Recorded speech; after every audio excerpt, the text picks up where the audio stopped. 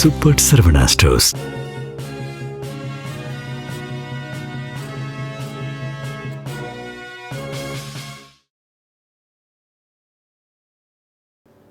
வணக்கம். ஜம் செய்திகளுக்காக தமிழ் மொழி.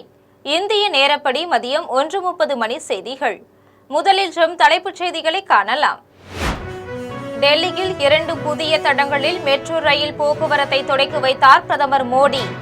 15,200 கோடி ரூபாய் மதிப்பீட்டில் குடியிருப்புகள் கட்டும் திட்டத்துக்கும் அடிக்கல் நாட்டல்.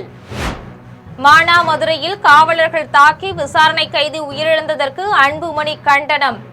காவலர்களை தண்டிப்பதுடன் கைதி குடும்பத்துக்கு 25 லட்சம் ரூபாய் வழங்க வேண்டும் என வலியுறுத்தல்.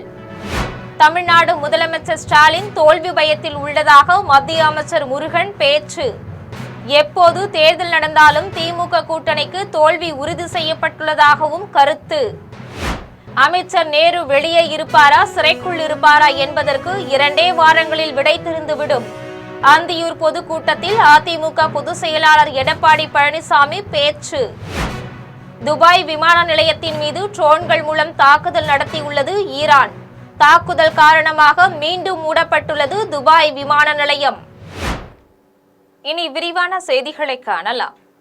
டெல்லியில் பணி முடிக்கப்பட்டுள்ள 2 தடங்களில் மெட்ரோ ரயில் போக்குவரத்தை பிரதமர் நரேந்திர மோடி தொடங்கி வைத்துள்ளார். 18,300 கோடி ரூபாய் மதிப்பீட்டில் பணி முடிக்கப்பட்ட 2 தடங்களில் மெட்ரோ ரயில் போக்குவரத்தை பிரதமர் மோடி தொடங்கி வைத்தார். புதிய திட்டங்களுக்கும் அடிக்கல் நாட்டினார். இதேபோல் டெல்லியில் 15,200 கோடி ரூபாய் மதிப்பில் குடியிருப்புகள் கட்டும் திட்டத்துக்கும் அடிக்கல் நாட்டினார். முன்னதாக இந்த திட்டங்கள் குறித்து அதிகாரிகளிடம் பிரதமர் நரேந்திர மோடி விளக்கம் கேட்டறிந்தார். சிவகங்கை மாவட்டம் மானாமதுரையில் காவலர்கள் தாக்கியதில் விசாரணை கைதி உயிரிழந்ததற்கு பாமக தலைவர் அன்புமணி கண்டனம் தெரிவித்துள்ளார். அவர் வெளியிட்டுள்ள அறிக்கையில் மானாமதுரை காவலர்களால் விசாரணைக்கு அழைத்து செல்லப்பட்ட ஆகாஷ் விசாரணை என்ற பெயரில் துன்புறுத்தி கொல்லப்பட்டதாக குற்றம் சாட்டியுள்ளார். மனித உயிர்களுக்கும் மனித உரிமைகளுக்கும் சிறிதும் மதிப்பளிக்காமல் திமுக அரசும் காவல்துறையும் செயல்பட்டு வருவதாக தெரிவித்துள்ளார். இருவரை அரிவாளால் வெட்டிய வழக்கில் பிடிபட்ட ஆகாஷ் காவல்துறையினரின் பிடியிலிருந்து தப்பி ஓடும்போது பாலத்திலிருந்து விழுந்து கால் முறிந்து விட்டதாக காவல்துறை கூறியதை குறிப்பிட்டுள்ளார். மருத்துவமனையில் சிகிச்சை பெற்று மதுரை சிறைக்கு அழைத்து செல்லும் போது நன்றாக இருந்த ஆகாஷ் திடீரென மூச்சு திணறல் ஏற்பட்டு உயிரிழந்து விட்டதாக காவல்துறை கதை எழுதியுள்ளதாக கூறியுள்ளார். ஆகாஷ் கைது செய்யப்பட்டது முதல் உயிரிழக்கும் வரை காவல் நிலையத்துக்கே அழைத்து செல்லவில்லை என்றும் அவரை ரகசிய இடத்தில் வைத்து கொடுமைப்படுத்தி காவல்துறையினர் கொன்றுவிட்டதாகவும் குடும்பத்தினர் குற்றம் சாட்டியுள்ளதையும் குறிப்பிட்டுள்ளார். ஆகாஷ் சித்திரவதை கொலைக்கு காரணமான காவல்துறையினர் அனைவரையும் கைது செய்து சட்டத்தின் முன் நிறுத்தி தண்டிக்க வேண்டும் என்றும் ஆகாஷ் குடும்பத்துக்கு 25 லட்சம் ரூபாய் இழப்பீடு வழங்க வேண்டும் என்றும் அன்புமணி வலியுறுத்தியுள்ளார். எப்போது தேர்தல் நடந்தாலும் திமுக கூட்டணிக்கு தோல்வி உறுதி செய்யப்பட்டுள்ளது என்று மத்திய அமைச்சர் முருகன் தெரிவித்துள்ளார். பிரதமர் நரேந்திர மோடியும் தேசிய ஜனநாயக கூட்டணி கட்சி தலைவர்களும் கலந்து கொள்ளும் மாநாடு திருச்சி பஞ்சப்பூரில் மார்ச் 11ஆம் நாள் நடைபெற உள்ளது. இதற்கான பணிகள் மும்முரமாக நடைபெற்று வரும் நிலையில் அவற்றை மத்திய அமைச்சர் முருகன் பார்வையிட்டார். பிரதமர் மோடி வந்து இறங்கும் ஹெலிகாப்டர் தளத்தையும் பார்வையிட்டார். அதன்பின் செய்தியாளர்களிடம் பேசிய மத்திய அமைச்சர் முருகன் இந்த மாநாட்டில் 7 லட்சம் பேர் பங்கேற்பர் என்று எதிர்பார்க்கப்படுவதாக தெரிவித்தார். முதலமைச்சர் ஸ்டாலின் தோல்வி பயத்தில் உள்ளார் என்றும் எப்போது தேர்தல் நடந்தாலும் அவருக்கு தோல்வி உறுதி செய்யப்பட்டுள்ளது என்றும் கூறினார். தேர்தல் பிரச்சார கூட்டம் தேசிய ஜனநாயக கூட்டணி கூட்டத்தில் 1ஆம் தேதி அன்றைக்கு நடந்த கூட்டத்தில் கலந்து கொண்டார்கள். 11ஆம் தேதி அன்றைக்கு வருகிற புதன்கிழமை அன்றைக்கு நம்மளுடைய திருச்சி நகருக்கு வர இருக்கிறாங்க. நமக்கெல்லாம் ஒரு மிகப்பெரிய ஆவலோடு நாம் எல்லாம் காத்து கொண்டிருக்கிறோம். நம்மளுடைய மாண்புமிகு பிரதமர் திரு நரேந்திர மோடிஜி அவர்களை வரவேற்பதற்கு. அதே போல் அதற்கான ஏற்பாடுகள் வேலைகள் மிக வேகமாக நடந்து கொண்டிருக்கிறது. திமுக அமைச்சர் நேரு வெளியே இருப்பாரா சிறைக்குள்ளே இருப்பாரா என்பதற்கான விடை இன்னும் 2 வாரங்களில் தெரிந்துவிடும் என்று அதிமுக பொதுச் செயலாளர் எடப்பாடி பழனிசாமி தெரிவித்துள்ளார். ஈரோடு மாவட்டம் அந்தியூர் சட்டமன்ற தொகுதிக்கு உட்பட்ட கந்தம்பாளையத்தில் எடப்பாடி பழனிசாமி பொதுமக்களிடம் உரையாற்றினார். அப்போது தமிழ்நாட்டில் திமுக ஆட்சியில் ஊழல் இல்லாத துறைகளே இல்லை என்று தெரிவித்தார். டாஸ்மாகில் ஒரு நாளைக்கு 1.5 கோடி பாட்டில் விற்பதாகவும் ஒரு பாட்டிலுக்கு 10 ரூபாய் கூடுதலாக பெறுவதால் ஒரு நாளுக்கு 15 கோடி ரூபாயும் மாதத்துக்கு 450 கோடி ரூபாயும் ஆண்டுக்கு 5,400 கோடியுமாக இந்த 4 ஆண்டுகளில் 24,000 கோடி ரூபாய் கொள்ளையடித்திருப்பதாக குற்றம் சாட்டினார். 1000 கோடி ரூபாய் ஊழல் என்று அமலாக்கத்துறை கூறியுள்ள நிலையில் முழுமையாக விசாரித்தால் 40,000 கோடி ரூபாய் ஊழல் நடைபெற்றிருப்பது தெரியவரும் என்றும் எடப்பாடி பழனிசாமி கூறினார். திமுக அமைச்சர் KN நேரு மீதான ஊழல் வழக்குகளில் அவர் சிறைக்குள்ளே இருப்பாரா வெளியில் இருப்பாரா என்பதற்கான விடை 2 வாரத்துக்குள் தெரிந்துவிடும் என்று எடப்பாடி பழனிசாமி தெரிவித்தார். அந்த திட்டம் எதற்காக முடக்கி வச்சீங்க? 1000 கோடி கிடப்புல கிடக்குது. கட்டடம் கட்டியாச்சு, ஆராய்ச்சி நிலையம் திறக்கப்பட வேண்டும் வேண்டுமென்ற திட்டமிட்டு அதிமுக ஆட்சியிலே கொண்டு வரப்பட்ட திட்டம் என்ற ஒரே காரணத்திற்காக அந்த திட்டத்தை முடக்கி வச்சிருக்கிறாங்க. எல்லா கட்டடம் கட்டியாச்சு.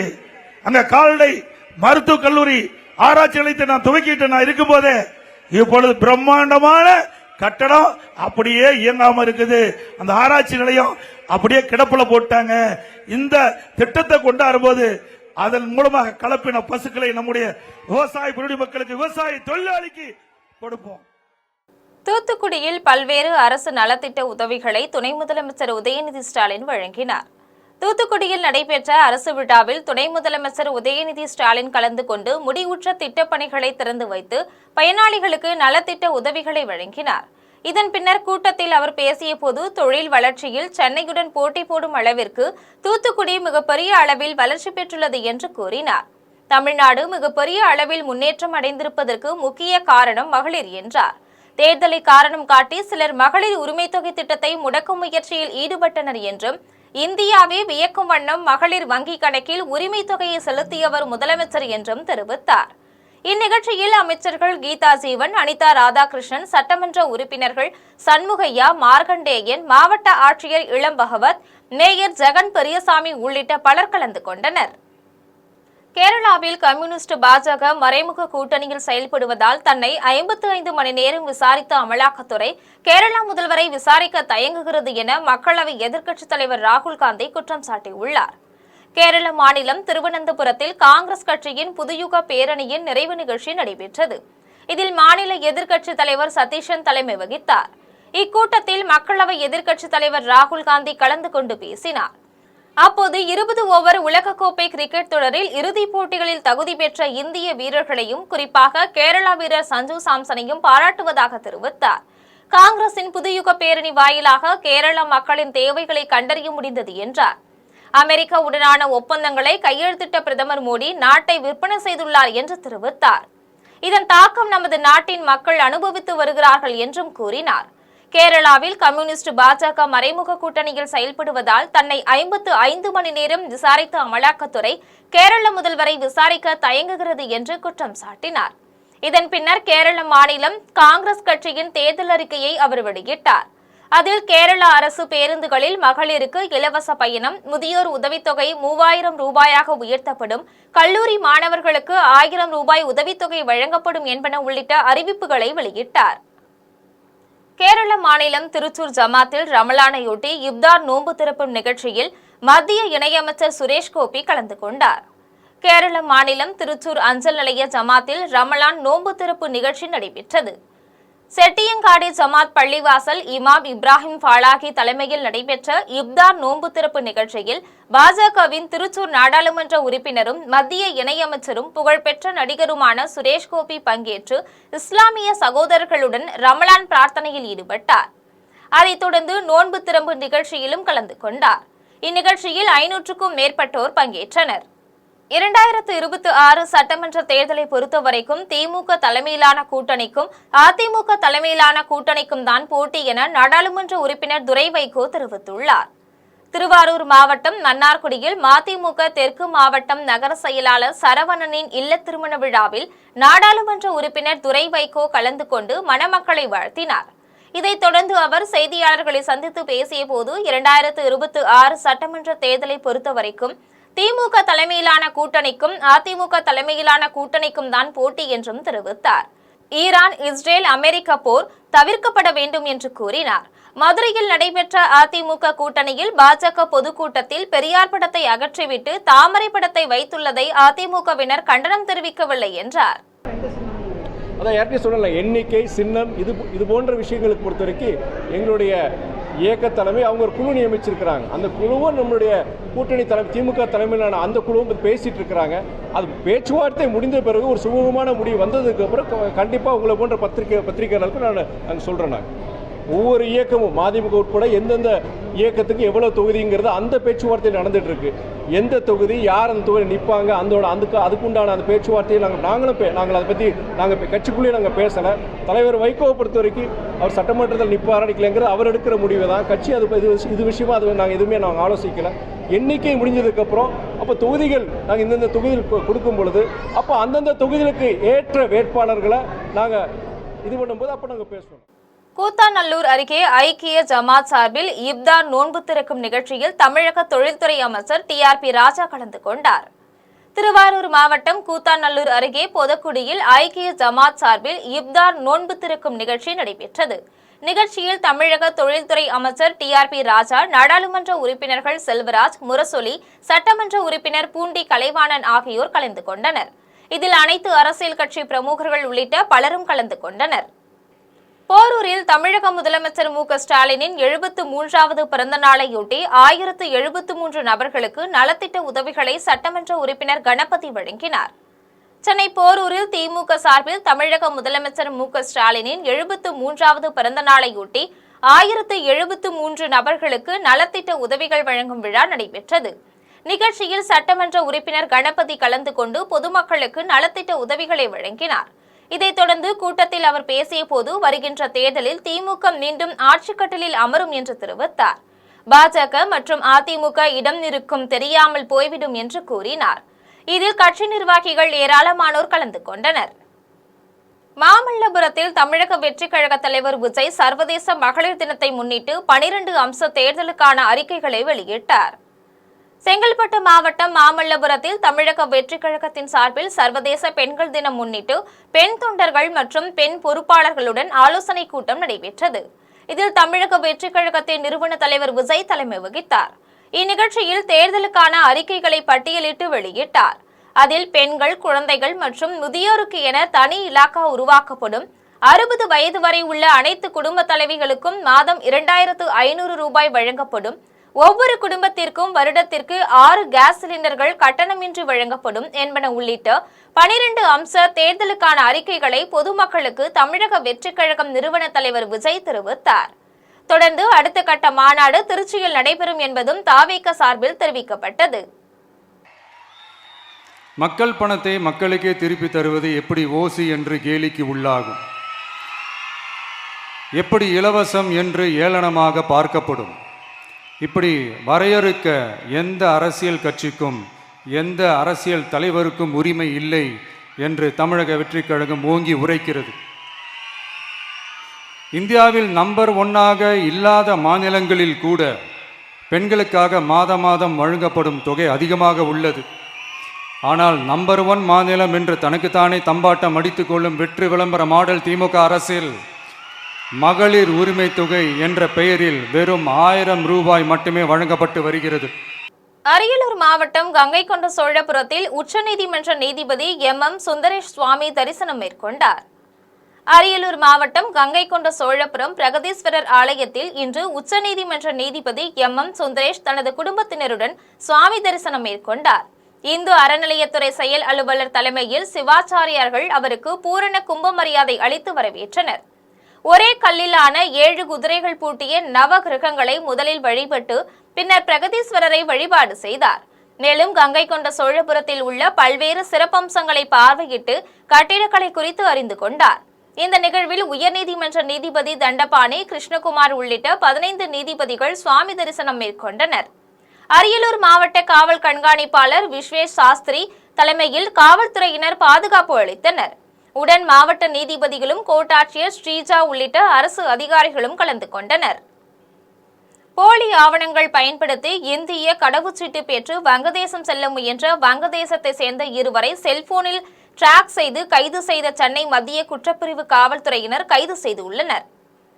சென்னை பன்னாட்டு விமான நிலைய வெளிநாட்டவர் பதிவு மண்டல அலுவலர், சென்னை மாநகர காவல் மத்திய குற்றப்பிரிவு சீட்டு, கந்துவட்டி மற்றும் போலி கடவுச்சீட்டு புலனாய்வு பிரிவில் ஒரு புகார் அளித்தார்.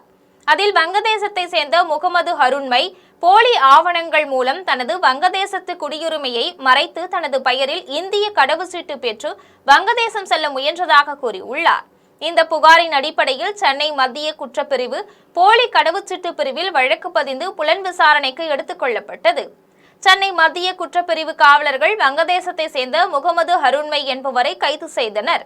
விசாரணையில் அவர் 1999 ஆண்டு திரிபுராவின் சாபூர் அருகில் ஸ்ரீமந்தாப்பூர் எல்லையில் இந்தியாவில் நுழைந்து அதன் பிறகு 2008 ஆண்டு வரை வங்கதேசத்திலிருந்து பலமுறை இந்தியாவுக்கு சட்டவிரோதமாக வந்து வேலை பார்த்து சென்றது தெரியவந்தது. 2022 ஆண்டு தனது வங்கதேச கடவுச்சீட்டை பயன்படுத்தி அவர் இந்தியாவுக்கு வந்து சென்றதும் சென்னை 1000 விளக்கில் பிரியாணி கடையில் வேலை செய்து வாழ்ந்து வந்ததும் தெரியவந்துள்ளது.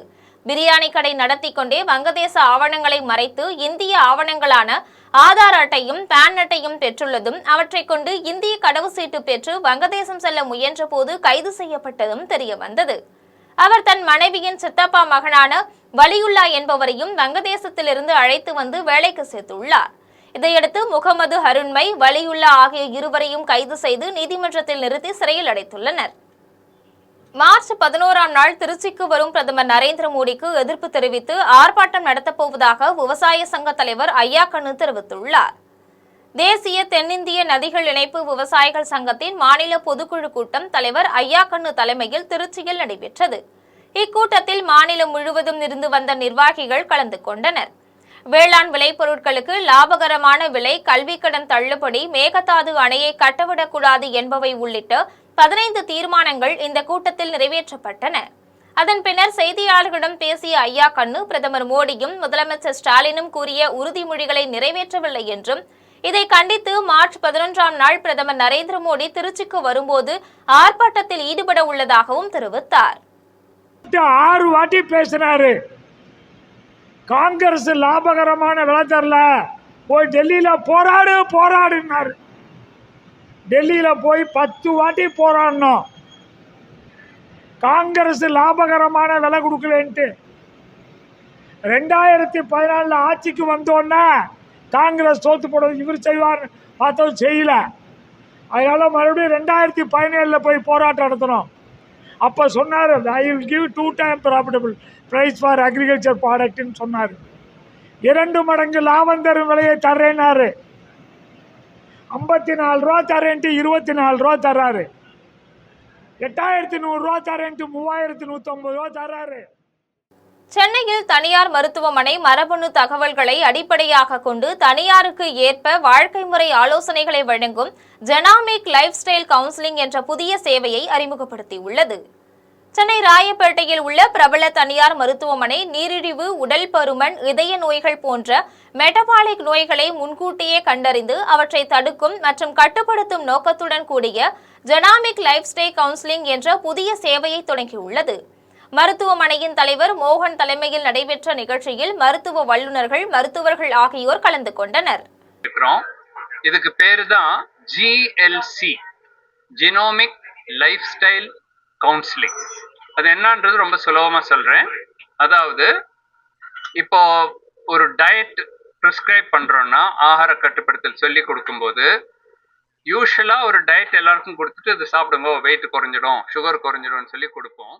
கோவில்பட்டி அருகே அடையாளம் தெரியாத வாகனம் மோதியதில் புள்ளிமான் உயிரிழந்த நிலையில் இத்தகைய உயிரிழப்புகளை தடுக்க வேண்டும் என்று பொதுமக்கள் கோரிக்கை விடுத்துள்ளனர். தூத்துக்குடி மாவட்டம் கோவில்பட்டி அருகே மதுரை திருநெல்வேலி தேசிய நெடுஞ்சாலையில் ஒரு புள்ளிமான் அடையாளம் தெரியாத வாகனம் மோதி உயிரிழந்து கிடந்தது. இதனை பார்த்து அப்பகுதி வழியாக சென்ற வாகன ஓட்டிகள் வனத்துறையினருக்கு தகவல் கொடுத்தனர். இதைத் தொடர்ந்து அங்கு சென்ற வனத்துறையினர் புள்ளிமானை எடுத்து சென்றனர். குருமலை, கங்கை கொண்டான் ஆகிய பகுதிகளில் இருந்து இறை, குடிநீர் ஆகியவற்றுக்காக வெளியேறும் மான்கள் நாய்கள் கடித்தும் வாகனங்களில் அடிபட்டும் உயிரிழக்கின்றன. இப்போது வெயிலின் தாக்கம் அதிகமாக இருப்பதால் மான்கள் வெளிவர தொடங்கியுள்ளன. இதனால் நெடுஞ்சாலையில் மான்கள் அடிபட்டு உயிரிழப்பதை தடுக்க வனத்துறையினர் நடவடிக்கை எடுக்க வேண்டும் என்று பொதுமக்கள் கோரிக்கை விடுத்துள்ளனர். கடலூர் மாவட்டம் பன்ருட்டியில் காரில் கடத்தி வரப்பட்ட 200 கிலோ போதைப் பொருளை பறிமுதல் செய்த காவல்துறையினர் ஒருவரை கைது செய்த நிலையில் 2 தப்பி ஓடிவிட்டனர். கடலூர் மாவட்டம் பன்ருட்டியில் சென்னை சாலையில் காவல்துறையினர் தீவிர வாகன சோதனையில் ஈடுபட்டிருந்தனர். அப்போது 3 பேர் வந்த காரை சோதனை செய்து அதிலிருந்த 2 தப்பி ஓடிய நிலையில் ஒருவரை மட்டும் மடக்கி பிடித்தனர். அந்த காரை சோதனை செய்த போது அதில் மூட்டை மூட்டையாக குட்கா கடத்தி வந்தது தெரிய வந்தது. இதையடுத்து பிடிபட்ட ரூபாராமை காவல் நிலையத்துக்கு அழைத்து சென்று விசாரித்தனர். விசாரணையில் தப்பி ஓடியவர்கள் ராஜஸ்தான் மாநிலத்தை சேர்ந்த லீலாராம், கடலூரை சேர்ந்த தினேஷ் ஆகியோர் என தெரிய வந்தது. இதையடுத்து போதைப் பொருட்களையும் கடத்தலுக்கு பயன்படுத்த காரையும் பறிமுதல் செய்தனர். அவற்றை மாவட்ட காவல் கண்காணிப்பாளர் ஜெயக்குமார் பார்வையிட்டார். இந்த டாடா இண்டிகோ வண்டியை வெரிஃபை பண்ணிட்டு இருக்கும்போது வண்டியை நிறுத்தின உடனே அந்த டிரைவர் இறங்கி ஓடிவிட்டார். தென் அந்த வண்டியை சோதனை செய்த போது வண்டியில் ஒருத்தர் இருந்திருக்காரு. இந்த வண்டியை சோதனையிட்ட பொழுது அதில் 215 கிலோ இந்த ஹான்ஸு மற்றும் குட்கா பொருட்கள் இருக்கு. இதனுடைய மதிப்பு சுமார் 1,10,000 ரூபாய். அந்த வண்டியில் இருந்த இந்த ரூபாராம் என்ற நபர் கைது செய்யப்பட்டுள்ளார். கேரள மாநிலத்தில் கட்டுப்பாட்டை இழந்த மினி லாரி 250 அடி ஆழ பள்ளத்தாக்கில் விழுந்த காட்சி வெளியாகி உள்ளது. இந்த விபத்தில் ஓட்டுநர் உயிர் தப்பினார். கேரள மாநிலம் கோட்டயம் சங்கடாச்சேரியிலிருந்து குமிளிக்கு மினி லாரி சென்று கொண்டிருந்தது. முண்டகயம் தேசிய நெடுஞ்சாலை 35ஆம் மைல் மருதுமூடு அருகே சென்று கொண்டிருந்த போது திடீரென ஓட்டுநரின் கட்டுப்பாட்டை இழந்த மினி லாரி சாலையில் எதிரே வந்த கார், இருசக்கர வாகனம் ஆகியவற்றின் மீது மோதியதோடு அருகிலுள்ள 250 அடி ஆழ பள்ளத்தாக்கில் கவிழ்ந்தது. இந்த விபத்தில் மினி லாரி ஓட்டுநர் உட்பட 3 பேர் லேசான காயங்களுடன் உயிர் தப்பினர். பள்ளத்தாக்கில் லாரி கவிழும் காட்சிகள் வெளியாகி உள்ளன. இந்த விபத்து குறித்து முண்டகயம் காவல்துறையினர் விசாரித்து வருகின்றனர். புதுச்சேரியில் தமிழக வெற்றி கழகத்தின் தேர்தல் அறிக்கை குழு ஆலோசனை கூட்டத்தில் கட்சியினர் ஏராளமானோர் கலந்து கொண்டனர். புதுச்சேரியில் தமிழக வெற்றி கழகம் சார்பில் தேர்தல் அறிக்கை குழு ஆலோசனை கூட்டம் முதலியார்பேட்டையில் நடைபெற்றது.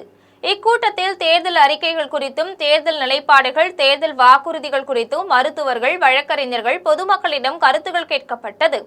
ஒவ்வொரு தொகுதி சார்பாகவும் கொண்டுவரப்பட்ட அறிக்கைகள், தீர்மானங்களை புதுச்சேரி மாநில தேர்தல் கண்காணிப்பாளரும் முன்னாள் சட்டமன்ற உறுப்பினருமான சாமிநாதன் பெற்றுக் கொண்டார். இக்கூட்டத்தினை முதலியார்பேட்டை தொகுதி தலைமை நிர்வாகி மணிபாலன், நிர்வாகி சந்திரமௌலி ஆகியோர் ஏற்பாடு செய்திருந்தனர். இக்கூட்டத்தில் முன்னாள் சட்டமன்ற உறுப்பினர் பெரியசாமி, முன்னாள் ஐஜி சந்திரன், சமூக ஊடக பிரிவு இணை ஒருங்கிணைப்பாளர் நிரேஷ்குமார், மாநில நிர்வாகி புதியவன் ஆகியோர் கலந்து கொண்டனர். கோவையில் கல்லூரி மாணவி கூட்டு பாலியல் வன்கொடுமை வழக்கில் 3 குற்றவாளிகளுக்கும் வாழ்நாள் சிறை தண்டனை வழங்கியுள்ளது என அரசு வழக்கறிஞர் ஜிஷா தெரிவித்துள்ளார். கோவையில் கல்லூரி மாணவி கூட்டு பாலியல் வன்கொடுமை வழக்கில் தீர்ப்புக்கு பின் அரசு வழக்கறிஞர் ஜிஷா செய்தியாளர்களை சந்தித்து பேசினார். அப்போது 3 குற்றவாளிகளுக்கும் வாழ்நாள் சிறை தண்டனை என அறிவித்துள்ளனர் என தெரிவித்தார். தமிழக முதலமைச்சர் உடனடியாக குற்றப்பத்திரிகை தாக்கல் செய்ய வேண்டும் என அறிவுறுத்திய நிலையில் காவல்துறையினர் 30 நாட்களில் குற்றப்பத்திரிகை தாக்கல் செய்தனர் என்று கூறினார். பாதிக்கப்பட்ட பெண்ணிற்கு இழப்பீடாக 7 லட்சம் ரூபாயும், காயமடைந்த நபருக்கு 2 லட்சம் ரூபாயும் இழப்பீடாக வழங்க உத்தரவிடப்பட்டிருப்பதாகவும் தெரிவித்தார். இந்த கேஸை பொறுத்த வரைக்கும் அக்கரன்ஸ் 2/11/2025 நடந்திருக்கு. ஸோ இந்த மாதிரி ஒரு சீரியஸான ஒஃபென்ஸ் அப்படிங்கிறனால as per the guidelines of the honourable high court, அதே மாதிரி தமிழக முதல்வர் அவர்கள் இந்த கேஸ் உடனடியாக குற்றச்சாட்டு சார்ஜ் ஷீட் ஃபைல் பண்ணப்படணும்னு சொல்லி ஒரு ஆர்டர் கொடுத்ததுன்னு பேஸ் பண்ணி இமீடியட்டாக போலீஸ் தரப்பில் இந்த கேஸில் வித்தின் 30 டேஸில் அவர் சொன்ன அந்த இன்ஸ்ட்ரக்ஷன் பிரகாரமே வித்தின் 30 டேஸில் 1/12/2025 அன்னைக்கு கோர்ட்டில் நீதிமன்றத்தில் அவங்களுக்கான final report investigation officer file பண்ணியிருந்தாங்க. பெண்களுக்கு அளிக்கப்படும் சமத்துவமும் நீதியும் நம் வீட்டிலிருந்து ஆரம்பிக்க வேண்டும் என உயர்நீதிமன்ற ஓய்வு பெற்ற நீதிபதி பிரபா ஸ்ரீதேவன் வலியுறுத்தியுள்ளார். சென்னை போரூரில் உள்ள தனியார் உயர்கல்வி நிறுவனத்தில் உலக மகளிர் தின விழா நடைபெற்றது. இதில் தனியார் நிறுவனத்தின் அறங்காவலர் சம்யுக்தா வெங்கடாச்சலம் தலைமை வகித்தார். இந்நிகழ்வில் சென்னை உயர்நீதிமன்ற ஓய்வு பெற்ற நீதிபதி பிரபா ஸ்ரீதேவன் கலந்து கொண்டு கூட்டத்தில் பேசிய போது, பெண்களுக்கு அளிக்கப்படும் சமத்துவமும் நீதியும் நம் வீட்டிலிருந்து ஆரம்பிக்க வேண்டும் என்றும், அப்போதுதான் ஆண் பெண் சமத்துவத்தை மதிக்கும் தலைமுறையை உருவாக்க முடியும் என்றும் கூறினார். சிறு வயதிலிருந்தே குழந்தைகளுக்கு நாம் சமத்துவத்தின் முக்கியத்துவத்தை கற்றுக் கொடுப்பது அவசியம் என்றார். மாணவர்கள் தங்கள் தொழில்முறை வாழ்க்கையில் பாலின வேறுபாடின்றி நடந்து கொள்ள வேண்டும் என்று வலியுறுத்தினார். திண்டிவனம் நகராட்சி குப்பை கிடங்கு குடோனில் திடீரென்று தீப்பற்றி எரிந்ததால் அப்பகுதி மக்களிடையே பெரும் பதற்றத்தை ஏற்படுத்தியுள்ளது. விழுப்புரம் மாவட்டம் திண்டிவனம் சலாவதி சாலையில் உள்ள நகராட்சியின் குப்பை கிடங்கில் திடீரென்று தீப்பற்றி எரிந்தது. அந்த பகுதி முழுவதும் புகைமூட்டம் ஏற்பட்டது. தகவல் அறிந்து வந்த திண்டிவனம் தீயணைப்பு நிலைய அதிகாரி மாரி செல்வராஜ் தலைமையில் தீயணைப்பு வீரர்கள் தீயை கட்டுக்குள் கொண்டுவர முயற்சி செய்தனர். இதையடுத்து 1 மணி நேரத்திற்கு மேலாக போராடி தீயை அணைத்தனர். மர்ம ஆசாமிகள் குப்பை கிடங்கிற்கு தீ வைத்திருக்கலாம் என்று தீயணைப்பு வீரர்கள் தெரிவித்தனர்.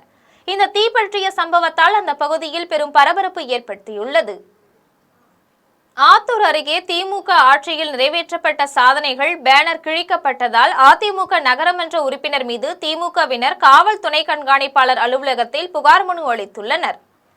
சேலம் மாவட்டம் ஆத்தூர் அருகே செல்லியம்பாளையம் பிரதான சாலையில் திமுகவை சேர்ந்த 1வது வார்டு செயலாளர் சக்கரவர்த்தி திமுக ஆட்சியில் பல்வேறு திட்டங்கள் வார்டு பகுதிக்கு நிறைவேற்றப்பட்டதாக கூறி பிளெக்ஸ் பேனரை வைத்துள்ளார். இதில் அவர் காலை சென்று பார்க்கும்போது பேனர் முழுவதும் கிழிக்கப்பட்டதை கண்டு அதிர்ச்சி அடைந்தார்.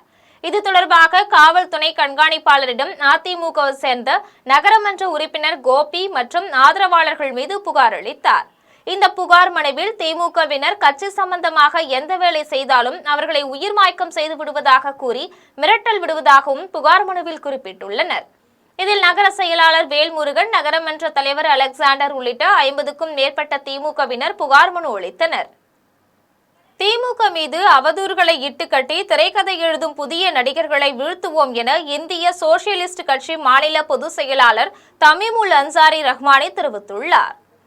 திருச்சி பிரஸ் கிளப்பில் இந்திய சோசியலிஸ்ட் கட்சி மாநில பொதுச் செயலாளர் தமீமுல் அன்சாரி ரஹ்மானி செய்தியாளர்களை சந்தித்து பேசினார். அப்போது திமுக மீது அவதூறுகளை இட்டுக்கட்டி திரைக்கதை எழுதும் புதிய நடிகர்களையும் நீலி கண்ணீர் வடிக்கும் உலக மகா நடிகர்களையும் வீழ்த்துவோம் என கூறினார். திமுக தலைமையிலான மதசார்பற்ற கூட்டணி சட்டமன்ற தேர்தலில் அமோக வெற்றி பெற அயராது உழைப்பது என தங்கள் கட்சியை நிர்வாகிகள் கூட்டத்தில் ஒருமனதாக முடிவெடுத்துள்ளதாக தெரிவித்தார். இந்நிகழ்வில் நிர்வாகிகள் அப்துல் ரஹ்மான், முருகுதேவி நாச்சியார், மெஹராஜ் ஆகியோர் கலந்து கொண்டனர். அந்த தொழிற்சங்கம் சார்பாகவும் இன்றைக்கு இந்த பிரஸ் மீட்டை நடத்துகிறோம். திராவிட முன்னேற்ற கழகத்திற்கு தேர்தலிலே ஆதரவளிப்பது இந்திய சோசியலிஸ்ட் கட்சியும் ஆதரவளிக்கிறது. HMKB தொழிற்சங்கம், மூத்த தொழிற்சங்கம், அதுவும் ஆதரவு கொடுக்கிறது. அதை சொல்வதற்காகத்தான் இந்த செய்தியாளர் அரங்கத்திற்கு வந்திருக்கிறோம். ஒரு சித்தாந்தத்தை, மக்களுக்கான சித்தாந்தத்தை உருவாக்குவது மட்டும் முக்கியமானதல்ல, அதை செயல்படுத்துவதற்கு ஒரு அரசு தேவை. கன்னியாகுமரியில் வார விடுமுறை நாளில் அதிகாலையிலேயே குவிந்த ஏராளமான சுற்றுலா பயணிகள் சூரிய உதயத்தை கண்டுகளித்தனர். இன்று ஞாயிற்றுக்கிழமை என்பதால் கன்னியாகுமரியில் சுற்றுலா பயணிகளின் வருகை அதிகரித்துள்ளது. அதிகாலையிலேயே மூக்கடல் கூடுமிடத்தில் திரண்ட சுற்றுலா பயணிகள் சூரிய உதயத்தை கண்டுகளித்தும் செல்போனில் படம் பிடித்தும் மகிழ்ந்தனர். தொடர்ந்து முக்கடலும் கூடுமிடத்தில் கடலில் நீராடி அருகில் உள்ள பகவதி அம்மன் கோவிலுக்கு சென்று வழிபட்டனர். படகில் சென்று கடல் நடுவே உள்ள விவேகானந்தர் மண்டபம், திருவள்ளுவர் சிலை ஆகியவற்றை கண்டுகளித்தனர். சுற்றுலா பயணிகளின் வருகை அதிகரித்துள்ளதால் உள்ளூர் வணிகர்கள் மகிழ்ச்சி அடைந்துள்ளனர். கோவையில் உலக மகளிர் நாளையொட்டி பெண்களுக்கு சம உரிமையை வலியுறுத்தும் வகையில் நடைபெற்ற மாரத்தான் ஓட்டப் போட்டியில் ஏராளமான பெண்கள் கலந்து கொண்டனர். கோவை ரேஸ் கோர்ஸில் நடைபெற்ற மாரத்தான் போட்டியை மேயர் ரங்கநாயகி கொடியசைத்து தொடக்கி வைத்தார். பெண்களின் உடல்நலம், தன்னம்பிக்கை, சம உரிமைகள் குறித்த விழிப்புணர்வை ஏற்படுத்தும் நோக்கில் இந்த நிகழ்ச்சி நடத்தப்பட்டது. இதில் கல்லூரி மாணவிகள், வேலைக்கு செல்லும் பெண்கள், சமூக ஆர்வலர்கள் ஆர்வத்துடன் கலந்து கொண்டு ஓடினர். மாரத்தான் போட்டியில் வெற்றி பெற்றவர்களுக்கு பதக்கங்களும் சான்றிதழ்களும் வழங்கப்பட்டன. Happy Women's Day to all the Wonder Women around the world. நாங்க விருக்ஷம் கிளப் கோயம்புத்தூர்ல இருக்கோம். We are a new found club and this is our first marathon organize பண்றது கோயம்புத்தூர்ல. ரேஸ் கோர்ஸ்ல இப்ப நடந்துட்டு இருக்கு on the occasion of Women's Day. நாங்க இப்போ marathon நடக்கிறதுல almost 1300 people run பண்ணிருக்காங்க. கோவையில் உலக மகளிர் நாளையொட்டி பெண்களின் உடல்நலம் மற்றும் கருப்பை நோய்கள் குறித்து விழிப்புணர்வு ஏற்படுத்தும் வகையில் வாக்கத்தான் நிகழ்ச்சி நடைபெற்றது. பெண்களிடையே அதிகரித்து வரும் கருப்பை தொடர்பான நோய்கள் குறித்து பொதுமக்களிடம் விழிப்புணர்வு ஏற்படுத்தும் நோக்கில் ராவ் மருத்துவமனை சார்பில் வாக்கத்தான் நிகழ்ச்சி நடைபெற்றது. பெண்கள் தங்கள் உடல் நலத்தை காத்துக்கொள்ள வேண்டும், கருப்பை நோய்களை தொடக்க நிலையிலேயே கண்டறிந்து சிகிச்சை பெற வேண்டும் என்பவை வலியுறுத்தும் வகையில் இந்த விழிப்புணர்வு நடைபயணம் நடைபெற்றது.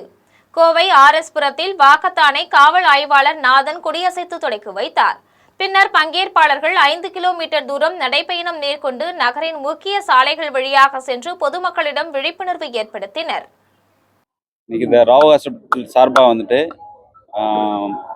உமன்ஸ் டே அதுக்காக வந்து ஒரு ராலி வாக்கத்தான் ராலி வச்சுருக்காங்க. ரொம்ப சந்தோஷம். நம்ம வந்து பெண்மையை போற்றும் விதமாக இந்த உமன்ஸ் டே வந்து செலிப்ரேட் பண்ணுறோம். அதை ஃப்யூச்சர்லேயும் என்கரேஜ் பண்ணணும். பெண் உயர்ந்தால் வீடு உயரும், வீடு உயர்ந்தால் நாடு உயரும். இதுதான் பேசிக்கு. பெண்மையை போற்றணும், பெண்கள் சுதந்திரமாக வெளியே வரணும். அதுக்கு எங்கள் கோயம்புத்தூர் சிட்டி போலீஸ் சார்பாக எல்லா விதமான ஆக்டிவிட்டீஸும் எங்கள் கமிஷனர் சார் எடுத்துகிட்டு வராங்க. எங்களால் எங்கள் ஆர்எஸ்புரம் போலீஸ் ஸ்டேஷன் சார்பாகவும் பெண்களுக்காக பெண் உயர்வுக்கான எல்லா முயற்சிகளுக்கும் நாங்கள் உறுதுணையாக இருந்து வந்துட்டு இருக்கோம் என்பதை இந்த நேரத்தில் நான் சொல்றதுல ரொம்ப மகிழ்ச்சி இருக்கேன். காஞ்சிபுரம் மாவட்டம் திருப்பெரும்புத்தூர் சிப்காட் சாலையில் உலக மகளிர் நாளையொட்டி தனியார் நிறுவனம் சார்பில் மாரத்தான் போட்டி நடைபெற்றது. திருப்பெரும்புத்தூர் சிப்காட் தொழிற்பேட்டையில் மின்னணு தொழில்நுட்ப கருவிகள் உற்பத்தி செய்யும் நிறுவனமான இனோவி மொபிலிட்டி சொல்யூஷன்ஸ் நிறுவனத்தின் சார்பில் உலக மகளிர் நாளையொட்டி மாரத்தான் போட்டி நடைபெற்றது. இதில் தொழிற்சாலை ஊழியர்கள், பள்ளி, கல்லூரி மாணவ மாணவிகள் என 1500க்கும் மேற்பட்டோர் கலந்து கொண்டனர். இந்த மாரத்தான் போட்டியில் 10 கிலோமீட்டர் பிரிவை நிறுவனத்தின் பிரசாத், வாசு, அரவிந்த், சந்தோஷ்குமார் ஆகியோர் தொடக்கி வைத்தனர். 5 கிலோமீட்டர் பிரிவை திருப்பெரும்புத்தூர் மகளிர் காவல் ஆய்வாளர் தமிழ்ச்செல்வியும், 3 கிலோமீட்டர் பிரிவை JK ஃபெனர் நிறுவனத்தின் மனிதவள மேம்பாட்டு அலுவலர் பரக்கத்துல்லா, மதுமிதா ஆகியோரும் கொடியசைத்து தொடக்கி வைத்தனர். போட்டியில் கலந்து கொண்ட அனைவருக்கும் பதக்கங்களும் சான்றிதழ்களும் ஊட்டச்சத்து பானங்களும் வழங்கப்பட்டன.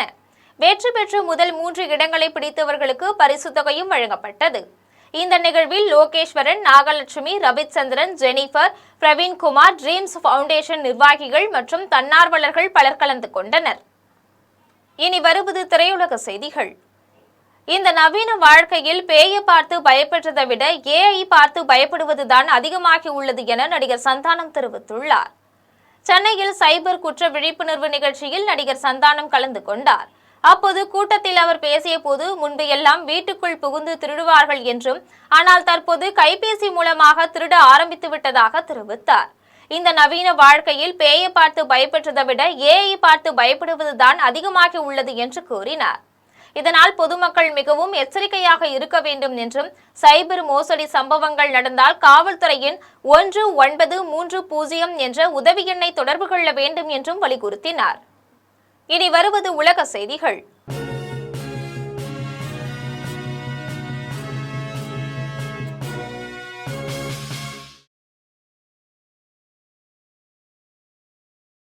ஈரானில் இஸ்ரேல் ராணுவம் தாக்குதலை விரிவுபடுத்த உள்ளது என இஸ்ரேல் பிரதமர் பெஞ்சமின் நேதன்யாகு தெரிவித்துள்ளார். ஈரானுடன் முழு பலத்துடன் போரை தொடருவோம் என இஸ்ரேல் பிரதமர் பெஞ்சமின் நேதன்யாகு தெரிவித்துள்ளார். இது தொடர்பாக அவர் தனியார் தொலைக்காட்சியில் பேசிய போது, ஈரானுடன் முழு பலத்துடன் போரை தொடருவோம் என்றும், தங்கள் வெற்றி முழு உலகிற்கும் அணுசக்தி அச்சுறுத்தல்களை நீக்கும் என்றும் கூறினார். ஈரான் தாக்குதலால் பாதிக்கப்பட்ட நாடுகளுக்கு தான் ஆதரவு தெரிவிப்பதாக கூறினார். இஸ்ரேல் தற்போது ஈரான் வான்வெளியை கிட்டத்தட்ட முழுமையாக கட்டுப்படுத்தி உள்ளது என்றும், இஸ்ரேல் ராணுவம் தாக்குதலை விரிவுபடுத்த உள்ளது என்றும் தெரிவித்தார். ஈரான் அமெரிக்கா போரால் ஐக்கிய அரபு அமீரக நாடுகளில் பதற்றம் நீடிக்கும் நிலையில் துபாய் விமான நிலையத்தில் மீண்டும் ட்ரோன் குண்டு தாக்குதலை அடுத்து அது மூடப்பட்டுள்ளது. ஈரான் மீது இஸ்ரேலும் அமெரிக்காவும் தொடர்ந்து தாக்குதல் நடத்தி வருகின்றன. இதற்கு பதிலடியாக அரபு நாடுகளில் உள்ள அமெரிக்க தூதரகங்கள், படைத்தளங்கள் மீது ஈரான் தாக்குதல் நடத்தி வருகிறது. கடந்த சில நாட்களுக்கு முன் துபாய் விமான நிலையத்தில் ஈரான் ட்ரோன் தாக்குதலில் நடத்தியதில் விமான நிலைய ஊழியர்கள் காயமடைந்தனர். அதைத் தொடர்ந்து விமான நிலையம் மூடப்பட்டிருந்தது. தொடர்ந்து விமான நிலையம் செயல்பாட்டுக்கு வந்த நிலையில் திடீரென துபாய் மத்திய விமான நிலையத்தில் ஈரான் மீண்டும் ட்ரோன் தாக்குதலில் ஈடுபட்டுள்ளது. ஈரானின் ட்ரோன் தாக்குதல் குறித்த பதைபதைக்க வைக்கும் காட்சி வெளியாகி உள்ளது. இதையடுத்து துபாய் விமான நிலையம் மீண்டும் மூடப்பட்டுள்ளது. இனி வருவது விளையாட்டு செய்திகள்.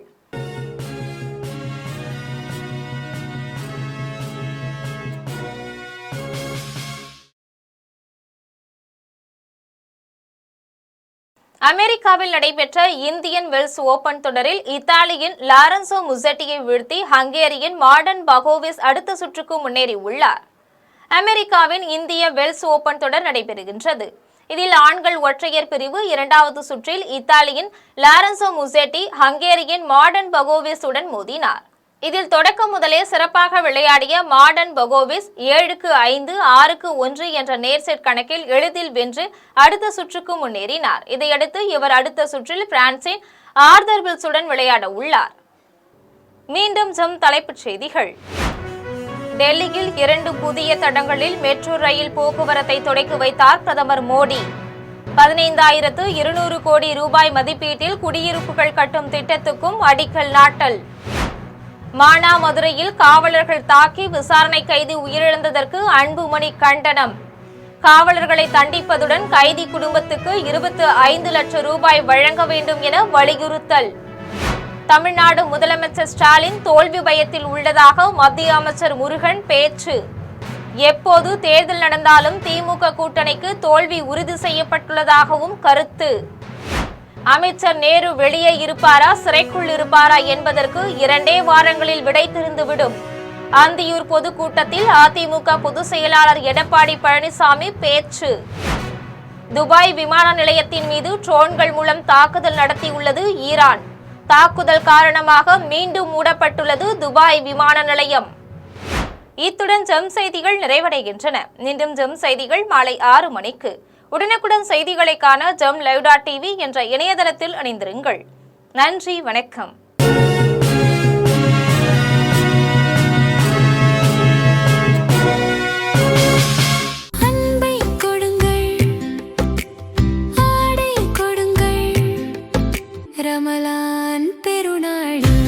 Super Sarvana Stores.